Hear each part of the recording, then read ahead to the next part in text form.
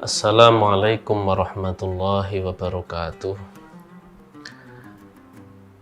Bismillahirrahmanirrahim. Alhamdulillahilladzi ahyana ma'al muta'allimin. Wa sallallahu wasallama ala sayyidil mursalin Muhammadin sallallahu alaihi wasallam wa ala alihi wa ashabihi wa ummatihi ila yaumiddin, amma ba'du.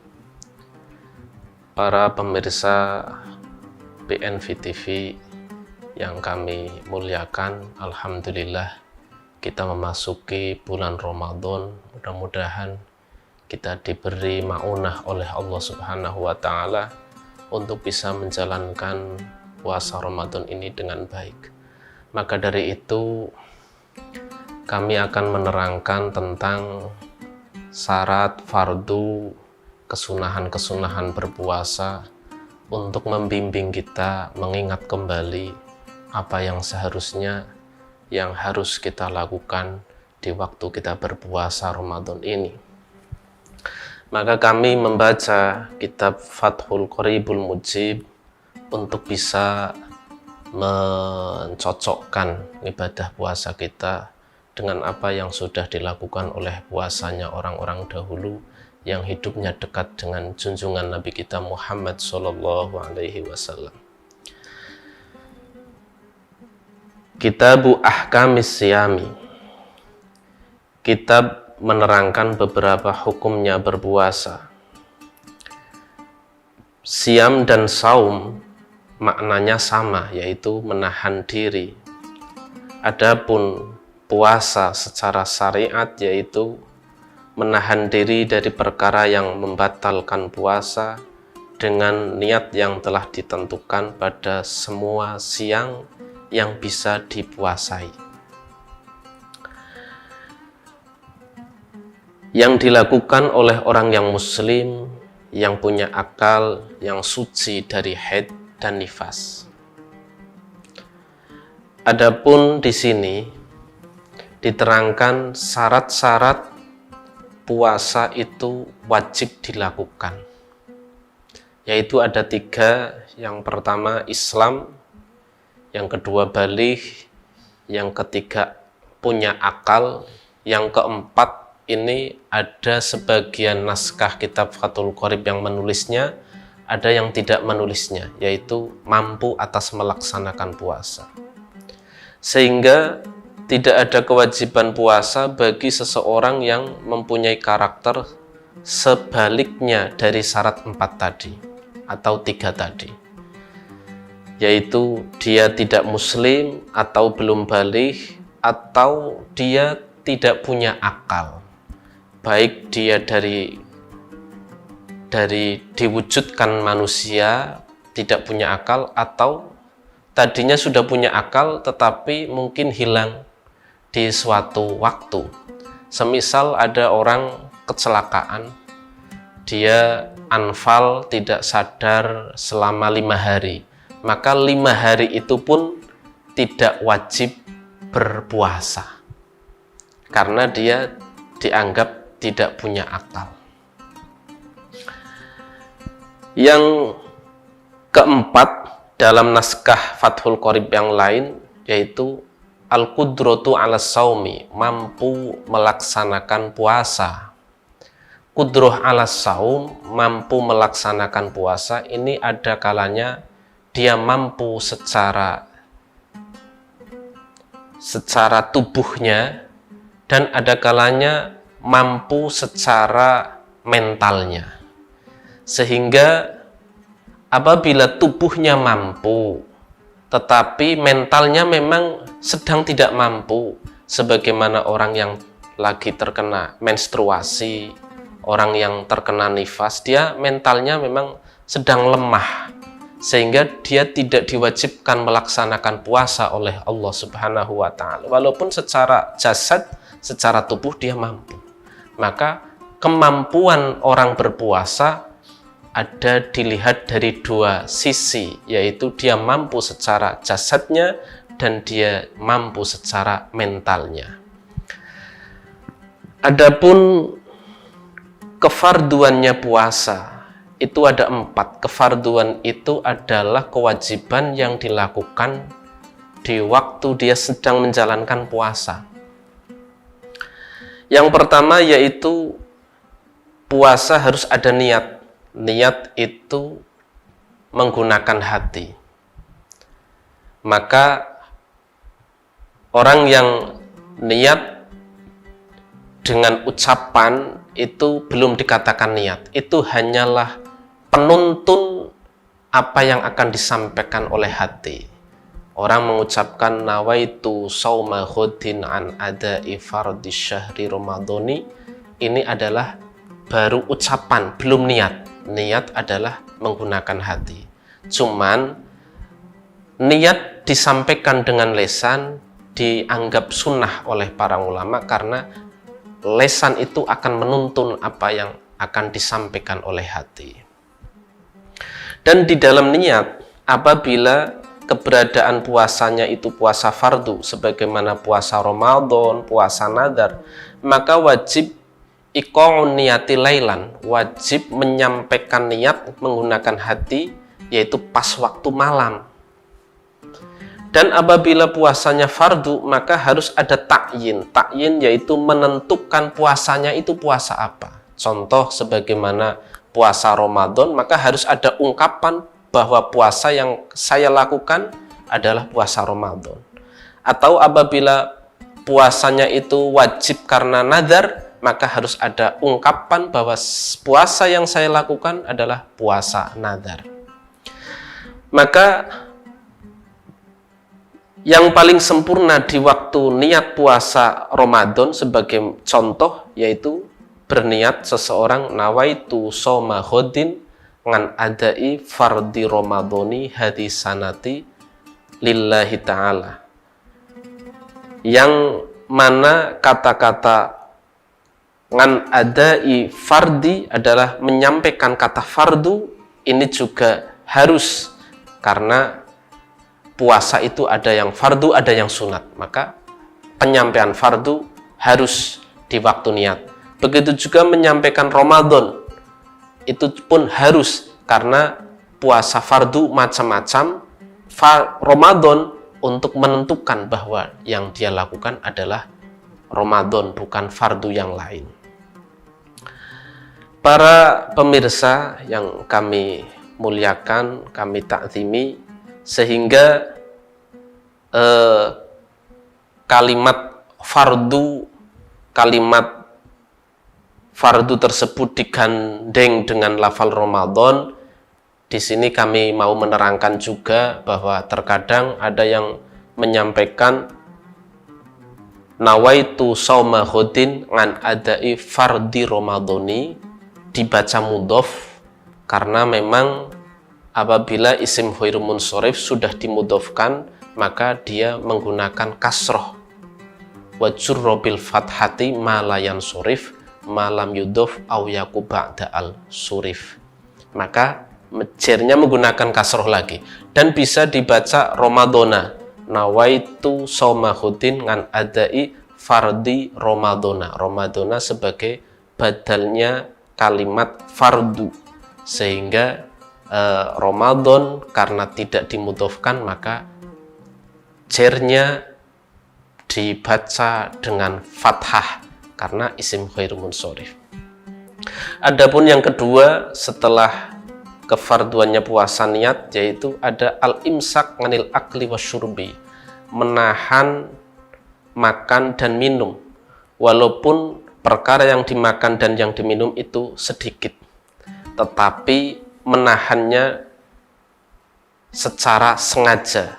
Apabila seseorang makan atau minum dengan secara tidak sengaja, au jahilan, atau dia tidak mengetahui bahwa makan dan minum itu membatalkan puasa, maka juga puasanya tetap sah karena tidak tahu. Tetapi ini ada syarat. Jahilan ini ada syarat ingkana qurba ahdin bil islami au nasa'a ba'idan nganil ulama'i. Orang tidak tahu bahwa makan dan minum bisa membatalkan puasa, itu ketidaktahuannya bisa diampuni dan puasanya tetap sah apabila dia baru masuk Islam.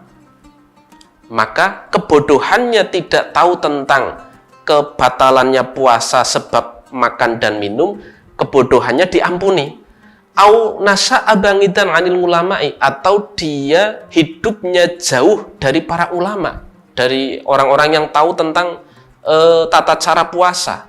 Maka apabila seseorang hidupnya di dekatnya orang alim, hidupnya di lingkungan para ulama, hidupnya di lingkungan pesantren, kok sampai dia jahilan ngan hurmi aklil wasurbi, dia tidak tahu tentang keharamannya makan dan minum di waktu puasa, maka kebodohannya dia tidak diampuni, maka puasanya tetap batal apabila dia makan dan minum, karena dia nasya'a kurbil ulama, hidup di dekat para ulama, dianggap keteledorannya orang tersebut tidak mau bertanya, tidak mau ngaji. Para pemirsa yang kami muliakan, yang seterusnya yaitu kefarduannya puasa menahan diri dari bersetubuh secara sengaja. Apabila bersetubuh karena lupa, maka hukumnya sebagaimana makan karena lupa, maka dianggap tetap sah apabila bersetubuh memang karena lupa, sebagaimana makan lupa. Yang keempat yaitu menahan ta'amudul qoi, menahan mutah-mutah. Maka di dalam kitab Fathul Mu'in di sana juga dijelaskan apabila seseorang menjelang tidur dia bermain-main dengan ludahnya menggunakan benang setelah dia tidur dalam kondisi puasa, benangnya separuh masuk ke tenggorokan, separuh masih keluar. Maka apabila benangnya ditarik, maka dia dianggap tangamudul qoi, sengaja mutah-mutah, maka puasanya batal. Tapi apabila benangnya ditelan sedikit, walaupun ditelan sedikit, masuk sedikit, pun dia dianggap makan di waktu puasa, maka benang itu dimasukkan batal, dikeluarkan pun batal. Itu di dalam Fathul Mu'in sampai dibahas demikian. Adapun perkara yang bisa membatalkan puasa itu ada 10 perkara. Yang pertama yaitu ma wasola amdan ilal jauf. Ini kemarin banyak sekali ditanyakan oleh warga Cilacap. Kami banyak menerima pertanyaan lewat WhatsApp kaitannya dengan suntik vaksin bagi orang yang sudah mendapatkan jatah vaksin COVID. Suntik vaksin itu membatalkan puasa apa tidak? Maka diantaranya kami jawab di sini, di WA juga sudah saya jawabi, bahwa di sini perkara yang membatalkan puasa ada 10. Yang pertama, ma wasola amdan ilal jauf, sesuatu yang sampai pada jauf. Jauf itu adalah rongga, bukan maidah. Maidah adalah perut, lambung. Di sini kata-katanya ma wasola ilal jauf, sesuatu yang membatalkan puasa, yaitu ada perkara yang sampai pada rongga. Kepala berongga, tenggorokan berongga, perut berongga, dada berongga, sehingga yang membatalkan puasa yaitu sampainya sesuatu ke dalam tubuh yang berongga, semisal masuk ke kepala lewat telinga, lewat hidung, lewat mata, atau masuk ke tenggorokan baik lewat mulut. Ini rongga, perut pun rongga. Ini yang membatalkan puasa. Maka apabila suntik vaksin itu disuntikkan oleh petugas vaksinasi, di pundak bahu kita, maka ini adalah tidak berongga, maka tidak bisa dinamakan wasola ilal jauf karena bukan berongga. Maka vaksin itu kami jawab tidak membatalkan puasanya orang yang sedang berpuasa. Karena bahasanya di sini ma wasola amdan ilal jauf al munfatih au khairil munfatih.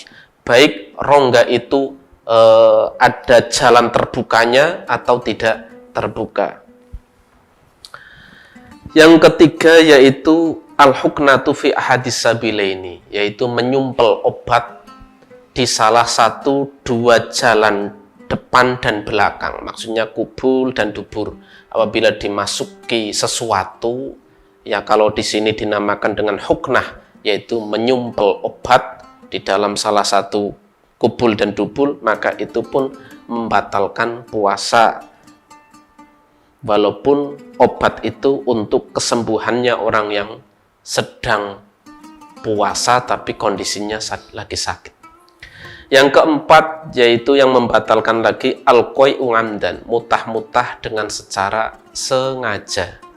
Maka apabila dia mutah-mutah tapi tidak sengaja, lam yata'ammad lam yabtul shaumuhu, maka puasanya tidak batal karena tidak sengaja. Yang kelima yaitu bersetubuh dengan sengaja di farji. Maka orang yang berpuasa, puasanya batal karena dia bersetubuh. Apabila bersetubuhnya karena lupa, maka tetap tidak batal sebagaimana keterangan di depan. Yang keenam yaitu al-inzal, mengeluarkan sperma. Ini juga membatalkan puasa apabila mengeluarkan spermanya karena mubasyarah. Mubasyarah itu karena bersentuhan dengan tanpa bersetubuh, bersentuhan tetapi tanpa bersetubuh. Apabila keluar sperma, maka itu membatalkan puasa. Baik keluarnya sperma dengan bersentuhannya itu diharamkan sebagaimana mengeluarkan spermanya dengan tangannya sendiri, atau tidak diharamkan sebagaimana mengeluarkan sperma dengan tangannya istrinya. Ini tidak diharamkan. Tetapi karena dengan tangan berarti kan bersentuhan tuh. Si busi itu dengan yang mengeluarkan sperma itu bersentuhan, maka membatalkan puasa. Berbeda apabila keluarnya sperma tidak secara bersentuhan, sebagaimana seseorang dia ihtilam, mimpi basah. Nah, dia di waktu mimpi dia terus basah, maka dia tidak ada persentuhan. Maka di waktu orang yang berpuasa tidur siang, kok duhur-duhur habis bangun ada mimpi basahnya, maka puasanya masih berlanjut, tidak dianggap batal puasanya. Terus yang ke-7 dan sampai ke-10 yang membatalkan puasa yaitu terkena haid, terkena nifas, terus dia gila dan murtad. Sewaktu ada sedikit pun dari kejadian haid, nifas, gila dan murtad di pertengahan puasa, maka puasanya pun batal. Di waktu puasa ini ada beberapa kesunatan yang memang puasa itu karena kewajiban pastilah secara umum banyak sekali kita menjalankan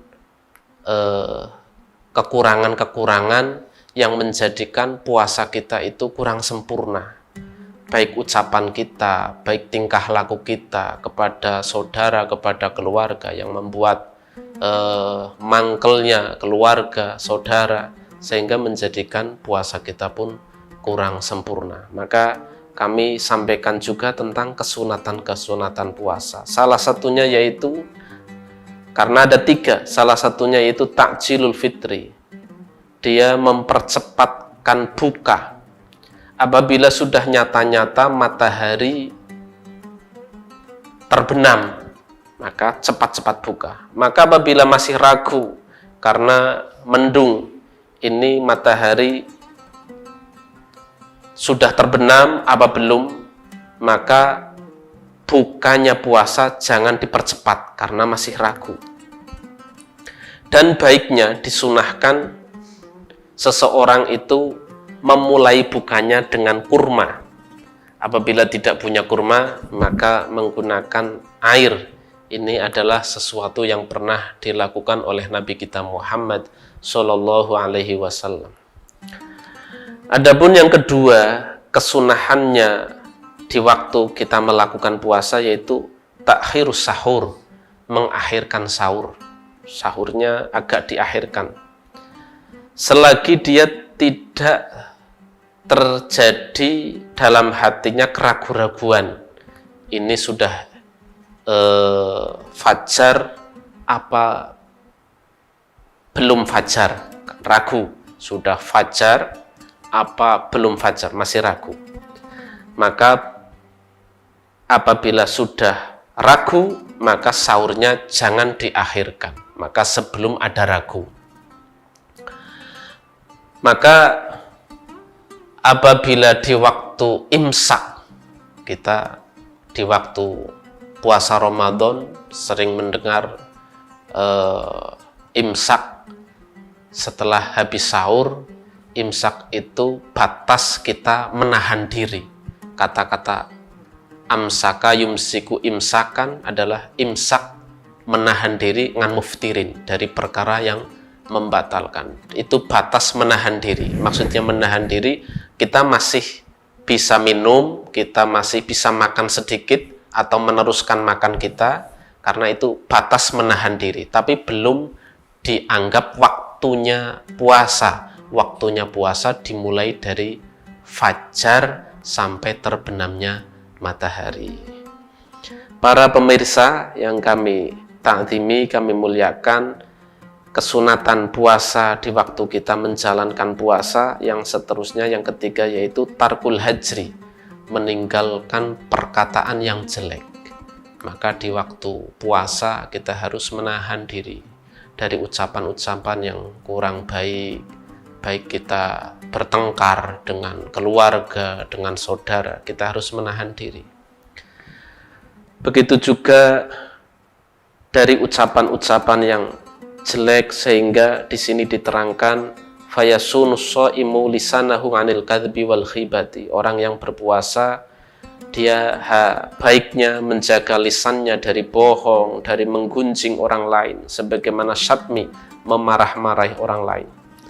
Maka apabila ada seseorang memarah-marahi kepada kita, ini memancing si shaim, orang yang sedang berpuasa, akan terpancing marah juga. Maka di sini diterangkan baiknya wa in syatamahu ahadun falyakul marataini aw salasan inni shaimun. Maka orang yang berpuasa berucap 2 kali atau 3 kali, berucap kata-kata inni shaimun, saya sedang puasa. Ini apabila ada saudara, teman, atau tetangga kok sampai memarah-marahi kita yang sedang berpuasa, kita berucap inni shaimun, saya sedang puasa. Berucapnya 2 kali atau 3 kali. Lah, Imam Nawawi ini berbeda dengan Imam Rafi'i. Kalau Imam Nawawi, si shaim, orang yang berpuasa, berucap inni shaimun di waktu dimarahi oleh orang, menurut Imam Nawawi dia berucap dengan lesannya. Tetapi kalau Imam Rafi'i berucapnya di dalam hati. Di dalam hati berucap saya sedang puasa, untuk menahan orang tersebut yang sedang puasa terpancing emosi, sehingga apabila mengingat bahwa saya sedang puasa, insya Allah tidak membalas kemarahannya saudara kita. Ini yang disampaikan oleh Imam Nawawi berbeda dengan Imam Rafi'i. Mari kita milih yang mana. Kita memilih dengan lesan, kita berucap ini shaimun, saya sedang puasa, baik. Apabila kita tidak bisa, maka menggunakan hati kita berucap saya sedang puasa. Para pemirsa yang kami muliakan, ada puasa yang memang tidak dibolehkan, sehingga ada 5 hari yang kita tidak boleh menjalankan puasa, yaitu ada hari Idul Fitri dan Idul Adha. Maka seseorang haram berpuasa di hari Id kedua tersebut. Yang ketiga dan keempat, kelima yaitu Ayyamut Tasyrik, hari-hari tasyrik, ini tidak diperbolehkan puasa.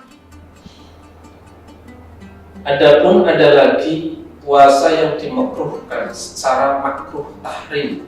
Makruh tahrim itu makruh yang mendekati keharaman, yaitu apabila kita mempuasai hari Syak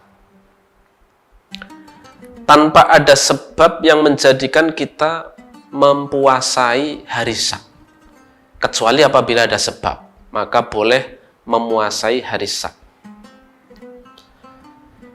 Sebagaimana ada seseorang terbiasa dia puasa 1 hari, tidak puasa 1 hari, maka ketepatan pas hari puasanya dia bertepatan dengan Yaumus Syak, hari Syak, maka boleh orang tersebut memuasai hari Syak karena ada sebab. Sebabnya sudah terbiasa puasa sunat 1 hari puasa, 1 hari tidak puasa, ketepatan pas harinya puasa bertepatan dengan hari Syak, masih boleh. Hari Syak apa? Hari Syak yaitu Yaumus Salasina min Sya'ban. Hari Syak yaitu tanggal 30 bulan Sya'ban.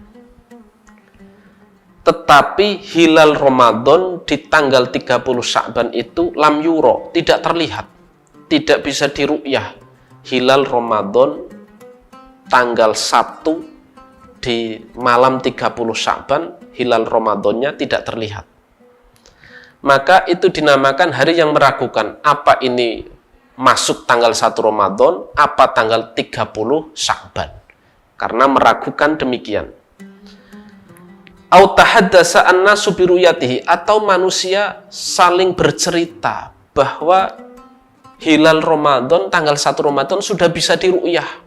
Manusia banyak yang bercerita sudah masuk bulan Ramadan.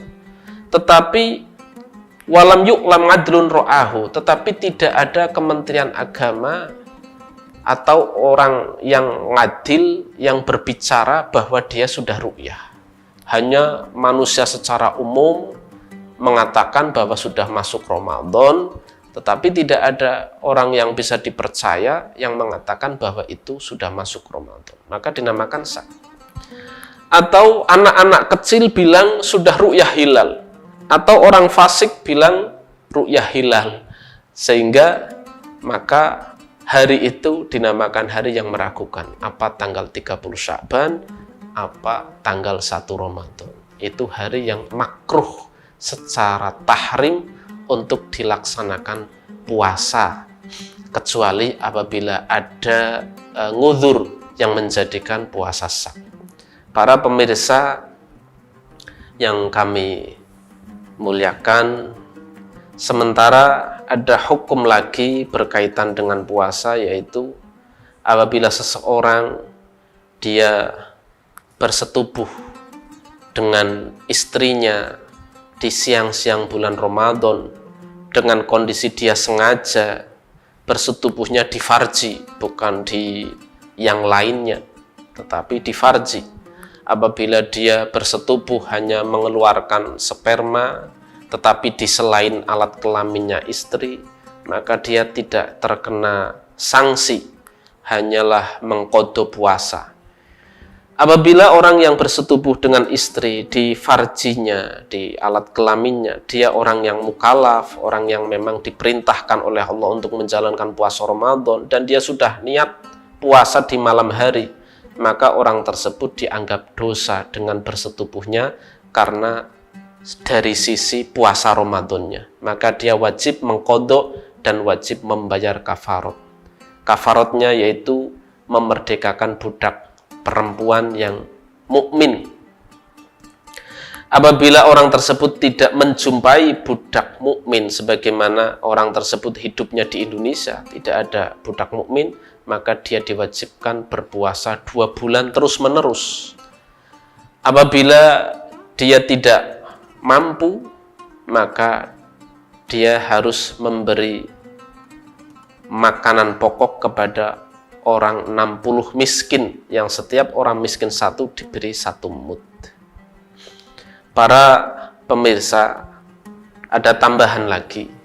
Barang siapa yang dia meninggal dunia dan dia punya tanggungan puasa Ramadan, dia tidak puasa Ramadan karena ada nguzur, sebagaimana dia sedang sakit harus meminum obat, meminum pil-pil untuk menjadikan orang yang sakit itu biar semakin tambah sembuh, tetapi dia tidak tambah sembuh tapi malahan menghantarkan kepada sedonya orang tersebut, maka dia meninggal dunia mempunyai tanggungan puasa Ramadan. Maka apabila dia tidak punya kesempatan di waktu hidupnya untuk mengqadai karena sakitnya menghantarkan dia meninggal dunia, maka dia dianggap tidak ada dosa baginya, dan orang tersebut tidak usah puasanya dibayari fidyah. Maka apabila dia tidak puasanya karena tidak ada nguzur dan dia sudah meninggal dunia dan dia belum sempat mengqadai dari puasa yang ditinggalkan, tapi puasanya karena tidak ada nguzur di waktu dia tidak puasa, maka orang yang mengurusi mayit tersebut mengeluarkan 1 hari untuk menebusi tanggungan puasanya orang tadi, yaitu 1 mud makanan pokok. 1 mud kalau dihitung dengan beras kita yaitu sekitar 8 on. Para hadirin, para pemirsa, di sini banyak sekali permasalahan puasa. Apabila kami terangkan semua, kelihatannya memang terlalu panjang.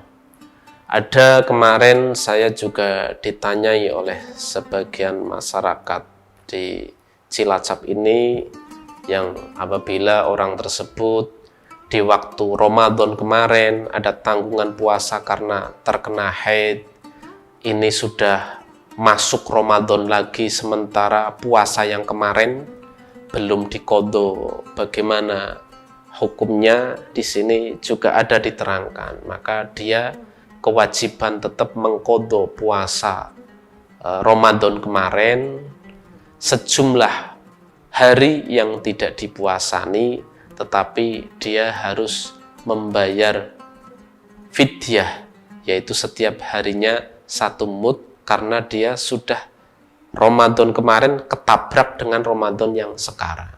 Maka setelah rampung Ramadan yang sekarang, dia harus mengqadha hari-hari puasa Ramadan kemarin yang belum dipuasani, plus ditambah 1 mud per harinya, karena dia sudah ada keteledoran tidak melakukan puasa, mengqadha puasa ketabrak dengan Ramadan berikutnya. Begitu juga apabila ketabrak Ramadan 2 kali, maka mudnya tambah 2 kali. Ngodonya tetap sama, 1 hari 1 kali.